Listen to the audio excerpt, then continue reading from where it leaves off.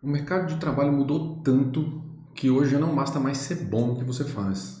As empresas elas estão olhando para quem sabe aprender, se adaptar e gerar os resultados no meio de constantes mudanças e complexidades. O profissional do futuro, além de ter que saber a parte técnica e ainda ter habilidades humanas para navegar em diferentes gerações, ele também precisa saber lidar com algo novo. O que o futuro reserva para o mercado de trabalho? Como serão as profissões agora que o mundo está mudando constantemente? A internet e o smartphone, por exemplo, fizeram uma revolução no mercado e agora existe uma nova corrida tecnológica em pleno desenvolvimento. Hoje nós vamos falar quais são as 7 habilidades que eu vejo que serão diferenciais para um profissional do futuro em um mundo em que a nossa maior certeza é de que haverá incertezas. Sou Gil, estrategista e mentor de carreiras, e eu ajudo você a ser promovido e reconhecido no mundo corporativo. A velocidade com que tudo muda é o que mais hoje desafia as empresas. Isso é um fato. Segundo uma consultoria que chama Deloitte, de 8 a cada 10 líderes dizem que está difícil encontrar habilidades humanas do que as habilidades técnicas. E um levantamento feito pela GUP aqui no Brasil mostra que as empresas elas estão priorizando as soft skills, né, as habilidades mais, digamos assim, humanas mesmo, e um negócio que eles estão chamando de fluência digital. Eu vou explicar um pouquinho o que é isso, já já. Então, a parte técnica, ela não é tão importante assim. Claro que ela é importante, vocês vão entender. Porque são as hard skills, né? Elas acabam... o pessoal acaba colocando elas em segundo plano, mas eu acho que não é bem assim. Eu acho que o profissional, principalmente o profissional do futuro, ele vai ter que olhar tanto para a soft skill, que são as habilidades voltadas mais para a comunicação, inteligência emocional, etc., quanto para hard skill, que seria as habilidades mais técnicas, por exemplo, programação, linguagem de programação, ser um profissional versátil nesse mundo, né? Eu acho que esse profissional do futuro ele tem que olhar para as duas coisas. E aqui, olhando, claro, se baseando, né, nos meus anos de experiência no mercado e combinando essas duas competências, né, não só essas duas competências, porque as soft skills e a hard skills, elas são várias coisas em uma só, né, em um só nome.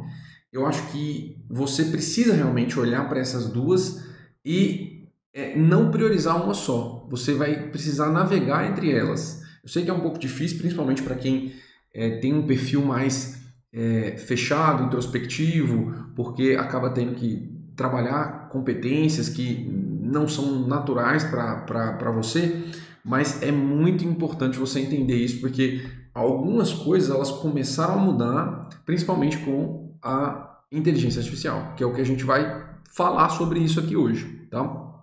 Então, o que acontece?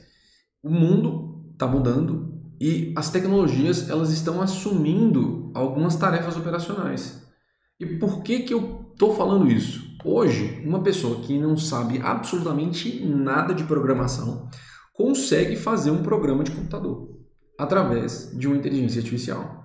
E isso é realidade, isso está acontecendo. Ou seja, você não precisa mais ter uma hard skill especificamente para saber programar. Agora você precisa saber interagir com a inteligência artificial para que ela possa te entregar o resultado que você espera. Só que para ela te entregar o resultado que você espera, você precisa saber o que você está querendo fazer. Você precisa saber o resultado disso. Então, não adianta você não conhecer o todo, entende? Ou seja, uma pessoa ela pode não saber programar, mas ela precisa saber entender o que é que ela precisa buscar, ou seja, o mínimo ela precisa ir atrás, certo? E aqui, gente, assim, eu estou falando de programa, né, e linguagem de programação, mas você pode criar imagens automaticamente, assim, não automaticamente, mas dando um comando correto, sem saber nenhum editor de imagem. Antigamente, né, no Photoshop, antigamente não, até hoje, mas o Photoshop era o supra-sumo, né, da edição de imagem, né? E você estruturar, photoshopar uma imagem é uma habilidade que é requerida. Hoje, necessariamente, você consegue criar uma imagem através da inteligência artificial e fica com uma perfeição muito grande. E aí, quem sabe se adaptar a esse tipo de nova realidade tem uma vantagem sobre as outras pessoas. Então, o futuro do trabalho pertence a quem combina o raciocínio humano com a tecnologia e sabe usar isso para resolver os problemas reais. Porque se você não resolve o problema, você não faz nada, você não gera valor. Beleza? Então vamos lá. Então, com base em uma pesquisa que eu fiz, né, com a própria inteligência artificial e com base na minha experiência aqui, eu encontrei 7 habilidades que eu creio que serão essenciais para um novo profissional, para um profissional do futuro, para esse mundo que está sendo construído. A gente está vendo a história sendo feita, tá bom? Então vamos lá. A primeira coisa que eu acredito é o pensamento crítico e o pensamento sistêmico. As empresas, elas não estão olhando somente para aqueles executores, né? Porque o executor, ele acaba que pode ser substituído facilmente. Ela precisa entender, a pessoa, obviamente, ela precisa entender o todo. Ela precisa olhar para o todo, analisar o cenário e questionar aquilo ali para poder tomar uma decisão. Eu falo isso porque muitas vezes, eu, por exemplo, vou dar o meu exemplo aqui que fica mais fácil. Eu trabalhei com o setor de transporte. O setor de transporte, ele fica no meio de um processo. E aí, quando você tem o meio do processo, você tem que obrigatoriamente enxergar o todo. Você tem que enxergar o início e o final. E quando isso acontece, você cria uma perspectiva geral de tudo que está ao seu redor. E aquilo ali te ajuda a tomar uma decisão mais acertada. Então, antes de você apresentar uma solução, pergunte realmente para si se você está resolvendo o problema de forma correta. Né? Isso resolve o problema da maneira correta ou não? Qual que é a possibilidade que eu tenho aqui? Qual que é o impacto disso para o cliente, para o time de negócios? Você começa a questionar, colocar perguntas para que você possa analisar o todo, certo? As reuniões de análise, por exemplo, de resultados são ótimas para que você possa executar esse pensamento crítico. Você não aceita necessariamente aqueles números que estão sendo apresentados ali como uma verdade absoluta. Você tem que entender o porquê daqueles números que estão apresentando ali existem. Qual que é a origem deles? De onde que eles vêm? Certo? E aí, gente, isso é muito importante, porque quando você tem esse pensamento sistêmico, você começa a fazer as perguntas corretas. E aqui eu vou deixar uma pulga atrás da sua orelha. É importante você ter as perguntas corretas, mas buscar as respostas. Porque se você levar para frente informações ou perguntas demais, um questionamento que pode aparecer é: para que você serve? Ou seja, perguntar, todo mundo pergunta. Você pode fazer um monte de pergunta ali, fazer as perguntas certas e, eventualmente, responder essas perguntas da forma correta é o cenário onde você começa a criar o seu diferencial, beleza? E aí, uma outra coisa, quando a gente fala de análise de números, né, que foi o exemplo que eu acabei de dar, existe uma expressão que a gente usa no meio corporativo que é garbage in, garbage out, ou seja, lixo entra, lixo sai.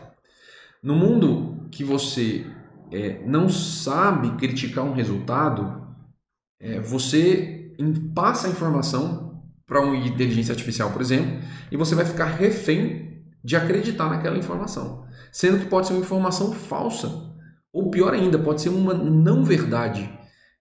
E uma não verdade é o quê? É algo que parece verdade, mas na realidade ela é incompleta. Ela está com uma formulação incompleta, ela está sem um contexto correto. E isso é muito importante, porque muita gente acredita em não verdades, porque poderia dizer como uma meia verdade, mas é pior que uma meia verdade, porque aquilo ali te induz a tomar decisões completamente erradas. Então, por isso que criticar o todo faz parte da visão sistêmica e isso vai fazer muita diferença para o profissional do futuro. Uma outra habilidade que eu acho que ela é vital e acaba que ela sempre vai aparecer, que é a comunicação clara e associada a isso, a tal da empatia. E aqui eu não estou falando empatia de você sentir pena ou dó, alguma coisa do tipo, não. Eu acho que a empatia ela vem aqui como avaliar o resultado de uma perspectiva diferente. A empatia é para isso que ela serve.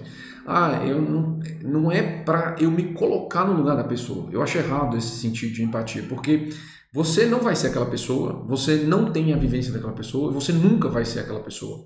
Então não tem como você se colocar no lugar dela, mas tem como você entender a perspectiva dela. Qual que é a função que ela exerce e o que aquela função exige. Ou seja, isso é empatia. Porque a partir daquele momento que você olha para a função, você começa a analisar as decisões que você tomaria no lugar daquela pessoa. Entende? Então, aquilo ali, isso é uma forma de você olhar para a empatia. Então, pessoal, saber se expressar é extremamente importante e sem isso você não vai chegar em lugar nenhum. Até tem um relatório do LinkedIn que mostra que a comunicação é uma habilidade muito valorizada nas empresas globais. Isso porque existe um ambiente hoje, principalmente híbrido, né, onde você tem pessoas no escritório, pessoas no home office. Qualquer ruído de comunicação ele pode custar muito caro. Ele pode atrasar projeto. Se você não souber comunicar o que você quer, ou quando precisa ser entregue, ou o que precisa ser entregue, não vai ser entregue ou vai ser entregue da forma errada, concorda? Então, nesse sentido, se você não tiver uma comunicação clara, você pode destruir completamente seus resultados. E a empatia, como eu falei, é basicamente você olhar da perspectiva da outra pessoa. E quando você faz isso, você começa a ajustar o tom, você começa a dar feedback de uma forma mais estruturada, de uma forma clara, e não uma crítica puramente vazia, como acontece muitas vezes. A pessoa não sabe dar um feedback corretamente e aí vira uma crítica vazia, vira um ataque até pessoal para a pessoa mesmo, né? E aí, o que acontece, né? Como que é a comunicação na prática? Em conversas que você vai ter, que são difíceis de serem conduzidas, você precisa realmente entender qual que é a mensagem que você quer passar. Então, se é um feedback que você vai dar, você vai descrever o comportamento dessa pessoa, você vai explicar o impacto para essa pessoa e você vai propor para ela uma melhoria. Não adianta você chegar lá para ela e falar, olha, você fez tal e tal coisa errada, e não falar mais nada. Pronto. Sabe? Tipo, qual que seria o comportamento adequado na sua visão? Então, exemplo, na reunião de ontem, né, quando o prazo do projeto foi alterado sem aviso, a equipe perdeu tempo com esse ajuste. Vamos revisar junto os fluxos de comunicação antes do próximo projeto? Essa é uma comunicação empática, direta. E claro, né, você propôs aqui que o prazo seja revisado antes de ser comunicado, por exemplo. Entendeu? Então, para você que quer aprender como dar um feedback da forma estruturada, nesse canal tem um vídeo que eu falo mais como você consegue melhorar a sua comunicação através de uma técnica que pode ser facilmente aplicada no seu dia a dia e no seu trabalho. Se você quiser ser promovido, você vai precisar assistir esse vídeo. Eu vou deixar o link aqui na descrição para você assistir depois que terminar esse aqui. A próxima é adaptabilidade. A gente está na terceira. De acordo com a PwC, 60% dos profissionais precisarão se requalificar até 2027. Gente, nós estamos no final, eu não sei quando você está vendo esse vídeo, mas nós estamos no final de 2025. Provavelmente é quando esse vídeo aqui vai no ar. Então, a adaptabilidade é justamente isso. Você está aberto a desaprender algo para reaprender. E por que eu falo desaprender? Porque muitas coisas que você aprendeu, elas já não valem mais. E aí você vai precisar, peraí, eu não sei mais como que funciona isso. Eu preciso limpar minha mente aqui, tirar os meus vícios para que eu possa aprender novamente. Então, entender a mudança e acompanhar esse processo. E não ficar se lamentando assim, nossa, o jeito antigo era tão melhor. Eu já vi isso acontecer demais com muitas pessoas. Ah, nossa, para que foi substituir essa ferramenta que do jeito antigo era muito melhor e tudo mais.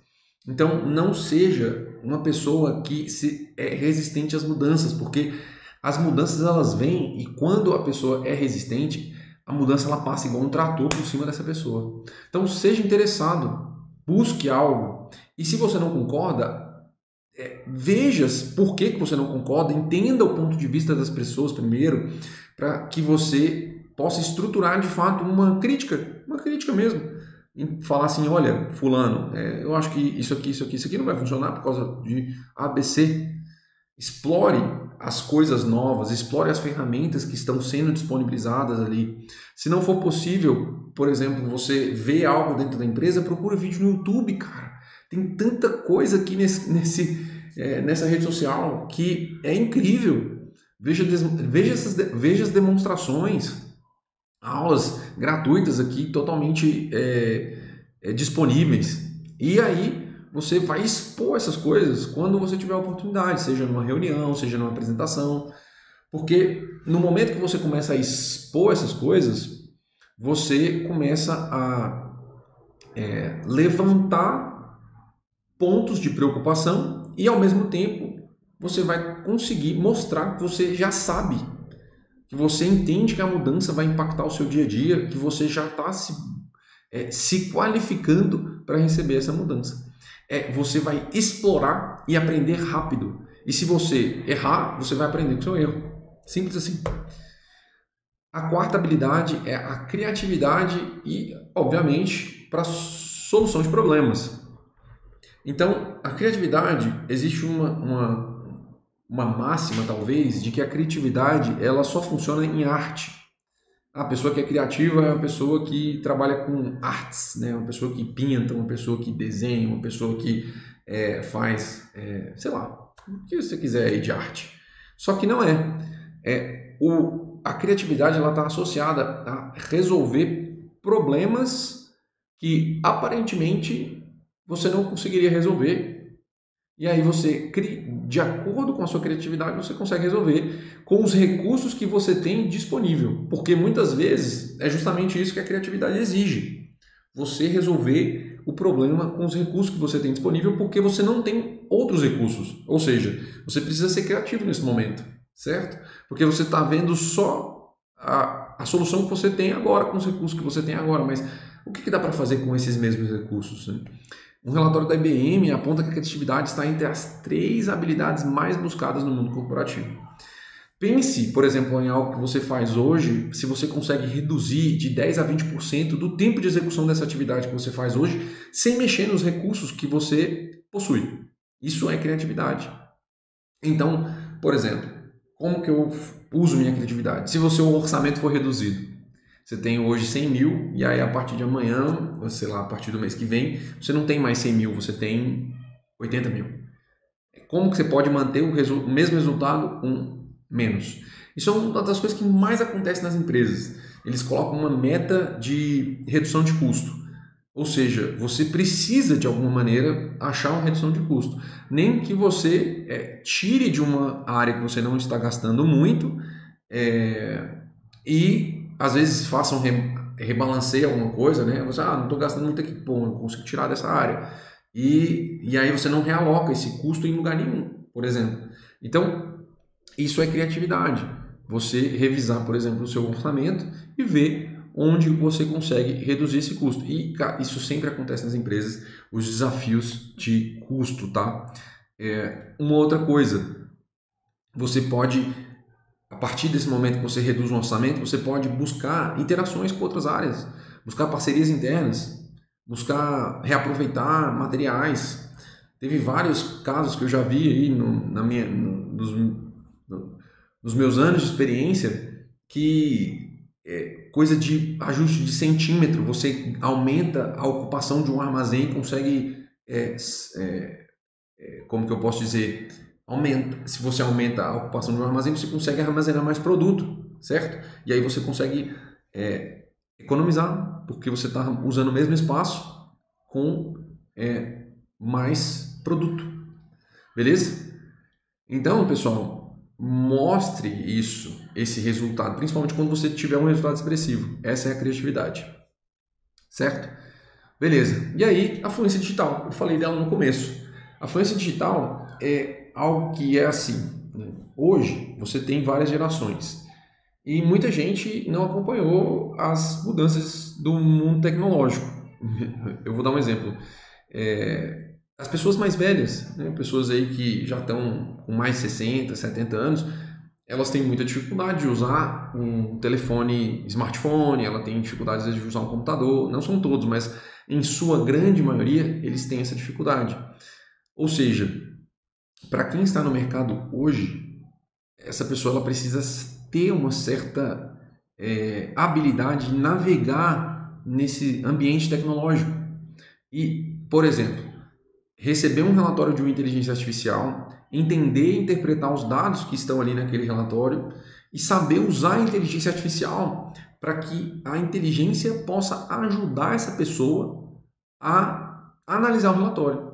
Porque a inteligência hoje, pessoal, a inteligência artificial no caso, ela é interativa. Então, se você jogou um número lá, se você jogou um relatório, ela consegue avaliar para você quais são as melhores decisões que você pode tomar. Por exemplo, você tem uma lista de produtos que você quer saber qual que é o melhor para poder vender, por exemplo. Você joga lá naquela lista na IA, pede ela para fazer uns cálculos e ela faz os cálculos para você e devolve falando, olha, esse aqui tem um maior potencial de venda porque ele tem um retorno sobre o investimento de tantos por cento, entende? Então, você não precisaria perder tempo fazendo uma conta e toda certinha ali para poder ter o mesmo resultado. Isso é influência digital, é você pegar o que tem disponível hoje e usar isso ao seu favor. Então, por exemplo, você pode pegar uma inteligência artificial e usar ela para criar seus rascunhos, organizar suas ideias, inclusive fazer apresentações, corrigir traduções, se você trabalha com pessoas de outras nacionalidades. E uma coisa que eu uso bastante para alimentar principalmente a minha criatividade, eu peço ideias para que ela possa gerar ideias. Então eu faço tipo um conselho com algumas pessoas e jogo algumas ideias ali para que aquele conselho me dê informações do tipo assim, o que o conselho poderia me dizer? E aí eles fazem um brainstorm ali e geram várias ideias novas. Inclusive, a Accenture apontou que 71% das empresas brasileiras estão acelerando o uso das inteligências artificiais como solução. Então, usar isso ao seu favor vai fazer você ganhar tempo, melhorar a qualidade da entrega e mostrar que você acompanha as mudanças. A gente está chegando no fim. A sexta é colaboração e liderança pela influência. Colaboração e liderança pela influência. Então, o trabalho hoje em dia, pessoal, envolve projetos de múltiplas áreas. O trabalho ele é em rede, você é conectado hoje.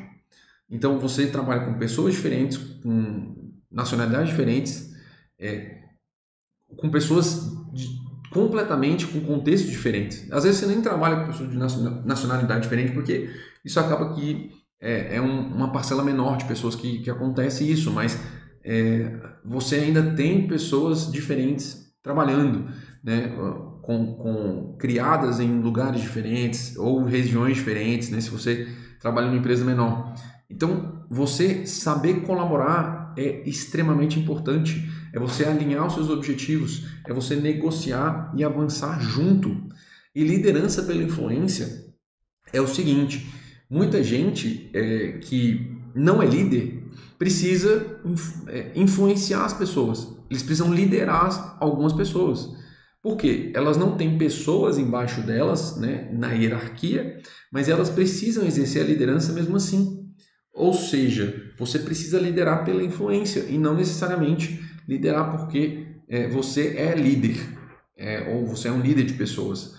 Que essa competência ela é exigida em maior ou menor grau. Seja você, claro, um líder de pessoas e você terá que exercer essa competência de uma forma muito mais intensa, ou você é um líder técnico e você vai ter que exercer essa competência através da sua capacidade técnica, porque muitas pessoas vão precisar fazer coisas que você precisa para atingir os seus resultados, mas você não é o líder delas direto, então você precisa influenciar elas a fazer aquilo que você demandar. Então, para você fazer isso, você precisa exercer a liderança, querendo ou não. Então, por exemplo, se você tiver em projetos com diferentes áreas, né, marketing, vendas, aqui áreas correlatas, né, mas pode ser também marketing com tecnologia da informação, né, você está trocando o sistema de marketing, ou venda, você está colocando um CRM lá para gerenciar o seu processo de vendas, por exemplo, né? Então você está ali em áreas diferentes. Você ter reuniões curtas de alinhamento para registrar as decisões que você tiver e acompanhar as entregas em conjunto.